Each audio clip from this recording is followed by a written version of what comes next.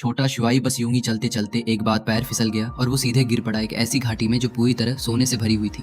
इतनी दौलत को सामने देखकर इंसानी लालच ने उसे सोचने की मोहलत ही नहीं दी। उसने बिना समय गवाए पागलों की तरह सोना बटोरना शुरू कर दिया। जैसे एक पल भी रुका तो ये सब गायब हो जाएगा। कहते हैं कि जिसने भी इस घाटी में सोना देखा है उसकी किस्मत चमक उठती है। और तभी जब शुआई पूरी तरह पागलपन की हदें पार कर चुका था, एक चमकदार रोशनी ने उसका ध्यान खींचा। वो जिज्ञासावश पास गया और जो उसने देखा उससे उसकी रूह कांप उठी। डर के मारे वो वहीं खड़ा खड़ा पेशाब कर बैठा। लेकिन लालच उसकी आंखों पर ऐसा पर्दा डाल चुका था कि उसने डर को भी नजरअंदाज कर दिया। उसने वहां पड़ी एक लाश को एक तरफ धकेला और जल्दी से उस कंकाल के हाथ से सुनहरा कंगन निकाल लिया।